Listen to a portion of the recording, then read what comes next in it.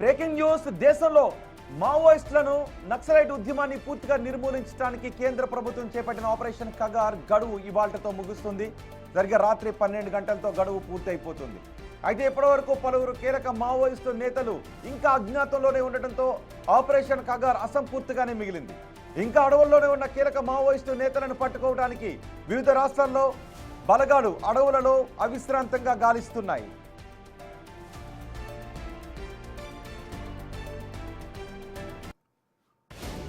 Maoist తెలంగాణలో DGP కీలక విన్నపం చేశారు. మావోయిస్టులకు అజ్ఞాతంలో ఉన్న నాయకులు ఆయుధాలు వదిలిపెట్టి అడవిని వదిలిపెట్టి జనజీవన స్రవంతిలోకి రావాలి అని పిలుపునిచ్చారు. గత 2 ఏళ్లలో తెలంగాణ పోలీసుల వ్యూహాలు ఫలించాయని, దాదాపు 721 మంది మావోయిస్టులు లొంగిపోయారు అని డీజీపీ చెప్పారు. అయితే తెలంగాణకు చెందిన 6 కీలక నేతలు ఇంకా ఇతర రాష్ట్రాల్లో మావోయిస్టు కార్యకలాపాలలో పాల్గొంటున్నట్టుగా ప్రభుత్వం గుర్తించింది.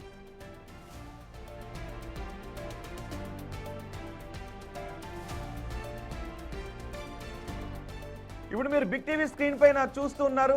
ఇంకా లొంగిపోవాల్సిన మావోయిస్టు నేతల జాబితాను మీరు బిగ్ టీవీ స్క్రీన్ పైన చూడొచ్చు. వాళ్ళ ఫోటోగ్రాఫ్లతో సహా పోలీసులు రిలీజ్ చేసిన వివరాలు.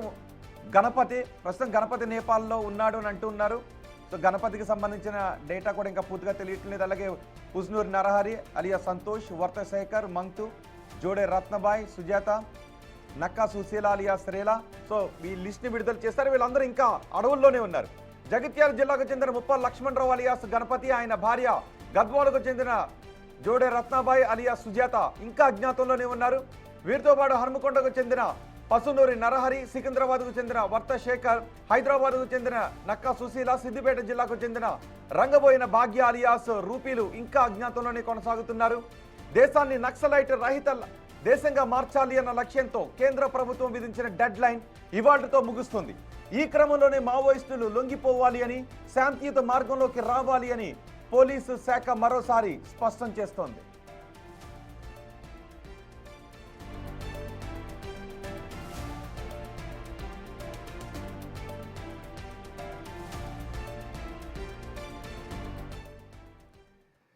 ఇంకా కొంతమంది మావోయిస్టులు అజ్ఞాతంలోనే ఉండటం, జనజీవన స్రవంతిలోకి రావటానికి విముఖత చూపిస్తూ ఉండటంతో ఆపరేషన్ కగార్ అసంపూర్తిగానే మిగులుతోందా అనే మాటలు కూడా వినిపిస్తూ ఉన్నాయి. మా ప్రతినిధి సురేష్ ఉన్నారు పూర్తి సమాచారం అందించడానికి. సురేష్, తెలంగాణకు చెందిన వారు ఇంకా కొంతమంది కీలక నక్సలైట్లు ఇంకా అడవుల్లోనే ఉన్నారు. సో డెడ్ లైన్ ఈరోజు 12 గంటలతో ముగియబోతోంది. సో ఆపరేషన్ కగార్ అసంపూర్తిగా ముగుస్తోంది అనుకోవాలా, లేదు ఈ 12 గంటల్లో ఏమన్నా జరిగే అవకాశం ఉందా?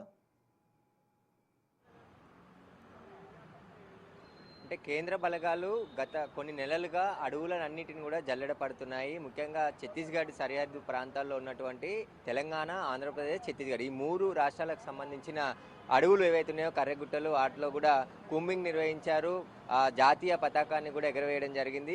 ప్రస్తుతం అడవుల్లో మావోయిస్టులు ఎవరూ లేరు అని చెప్పేసి కూడా బస్తర్ అడవుల్లో కూడా ఎవరు లేరని చెప్పేసి కేంద్ర హోంమంత్రి అమిత్ షా కూడా ప్రకటన చేయడం జరిగింది. ఆదివాసీలకి ప్రభుత్వ పథకాలన్నీ కూడా అందుతున్నాయి.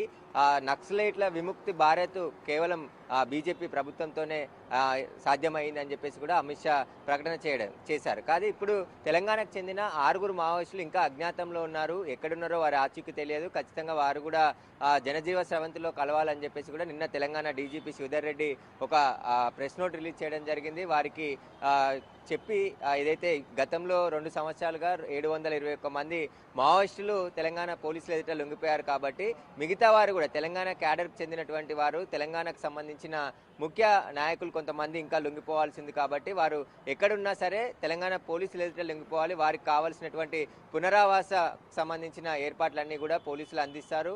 ఇప్పటికే లొంగిపోయిన వారందరూ కూడా ప్రభుత్వం పూర్తిగా ఆదుకుంది. వారికి జనజీవ స్రవంతిలో కలిసి వారి కుటుంబాలతో హ్యాపీగా ఉన్నారు కాబట్టి మిగతా 6 కూడా వచ్చి లొంగిపోవాలి. అందులో గణపతి చాలా కీలకమైనటువంటి వ్యక్తి. గణపతి ప్రస్తుతం విదేశాల్లో ఉన్నాడని చెప్పేసి కూడా వార్తలు వస్తున్నాయి కాబట్టి 2.5 సంవత్సరాల నుంచి ఇటు ఎస్ఐబి కానీ పోలీసుల నిఘా కానీ ఎక్కడ కూడా చిక్కలేదు. ఆయన ఇక్కడ ఉన్నట్టే ఆధారాలు లేవు అని చెప్పేసి కూడా పోలీసులు చెప్పుకొచ్చారు. కానీ గత నెల నుంచి కూడా గణపతి పోలీసులకు టచ్లో ఉన్నాడు, ఇటు కేంద్ర ప్రభుత్వానికి టచ్లోకి వెళ్ళి లొంగిపోయే ప్రయత్నం చేస్తున్నాడు. కేంద్ర ప్రభుత్వం ద్వారా తెలంగాణ ప్రభుత్వం కూడా ఆయన లొంగిపోయడానికి సిద్ధంగా ఉన్నాడని చెప్పేసి కూడా చర్చలు జరుగుతున్నాయని చెప్పేసి వార్తలు వచ్చాయి. కానీ నిన్న డీజీపీ శివధర్ రెడ్డి ఏదైతే ఆయన లెటర్ రిలీజ్ చేశాడో దానికి సంబంధించి మిగతా మావోయిస్టులు లొంగిపోవాలి, ఇంకా గణపతి కూడా టచ్లో లేడు కాబట్టి ఆయన ఎక్కడున్నాడు అనేది కూడా తెలియదు, ఆయన పూర్తిగా అనారోగ్యంతో బాధపడుతున్నాడు అని చెప్పేసి సమాచారం ఉంది. కాబట్టి గణపతి కూడా వచ్చి లొంగిపోవచ్చు, ఆయన ఆరోగ్యానికి కావాల్సినటువంటి ఏర్పాట్లన్నీ కూడా ప్రభుత్వం ఏర్పాటు చేస్తుంది, దానికి మేము హామీ ఇస్తున్నామని చెప్పేసి కూడా ఆయన ఒక విన్నపం అయితే నిన్న ఆ లెటర్ ద్వారా విడుదల చేయడం జరిగింది. కాబట్టి ఇప్పుడు కేంద్ర ప్రభుత్వం ఏమో మార్చ్ 31 డెడ్ లైన్ పెట్టుకొని భారతదేశంలో నక్సలైట్లు అనేది లేకుండా చేస్తామని చెప్పేసి కూడా పదే పదే చెప్పారు. ప్రస్తుతం అమిత్ షా కూడా అదే ప్రకటన చేసినట్టు తెలుస్తుంది. ఖచ్చితంగా బస్తార్ అడవిలో ప్రస్తుతం ఎలాంటి మావోయిస్టు కార్యకలాపాలు కానీ మావోయిస్టులు కానీ లేరు, కేవలం ఆదివాసులు మాత్రమే ఉన్నారు. వారికి ఇక ప్రభుత్వం నుంచి వచ్చే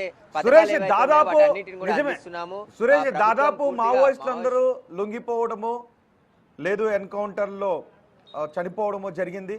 సో 100 మందికి లోపులోనే మావోయిస్టులు ఇంకా అడవుల్లో ఉన్నారు అని చెబుతూ ఉన్నారు. సో వాళ్ళ కోసం ఇక ఎటువంటి ప్రయత్నాలు చేసే అవకాశం ఉంటుంది?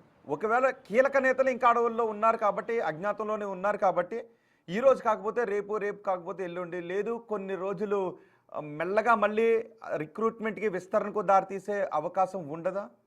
దాని గురించి పోలీస్ అధికారుల పర్యవేక్షణ ఏ విధంగా ఉంది?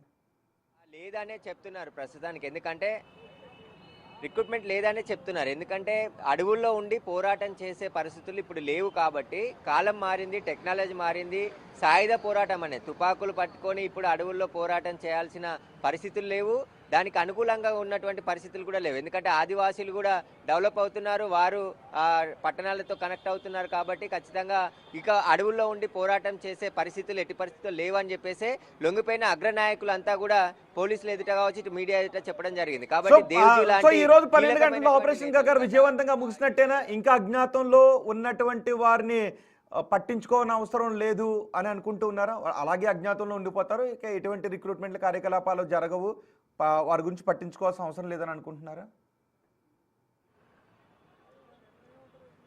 అంటే కేంద్రం ఒక ప్రకటన చేయాల్సింది. కేంద్ర ప్రభుత్వం ఈ రోజు డేట్ ముగిసిన తర్వాత రేపు ఎలాంటి ప్రకటన చేస్తుంది కాబట్టి, ఎందుకంటే మావోయిస్టులు ఏదైతే వాళ్ళ ఉద్యమాన్ని పంతా మార్చుకుంటామని చెప్తున్నారు, ప్రజల సంబంధించిన ఏవైతే సమస్యలు ఉన్నాయో వాటిని ప్రజల్లోకి వచ్చే మేము పోరాడతామని చెప్పేసి కూడా లొంగిపోయిన మావోయిస్టులు చెప్తున్నారు. కాబట్టి ఇప్పుడు మావోయిస్టుల రహిత భారతదేశంగా తీర్చిదిద్దేందుకే మేము మార్చి డెడ్ లైన్తో ముందుకు వెళ్ళామని చెప్పేసి అమిత్ షా అనేక ప్రకటనలో చెప్పడం జరిగింది. కాబట్టి ఇప్పుడు ఇంకా ఎంతమంది నక్సలైట్లు ఉన్నారు, ఇప్పటికే గత 4 నెలల నుంచి కూడా కర్రెగుట్టలు కావచ్చు, ఛత్తీస్గఢ్ సరిహద్దుల్లో వరుస ఎన్కౌంటర్లు జరుగుతున్నాయి. ఆ ఎన్కౌంటర్లో చనిపోతామనే చాలా మంది, 100ల మంది మావోయిస్టులు ఇటు మహారాష్ట్ర ప్రభుత్వం, తెలంగాణ ప్రభుత్వం, ఛత్తీస్గఢ్ ప్రభుత్వం ముందు లొంగిపోవడం జరిగింది.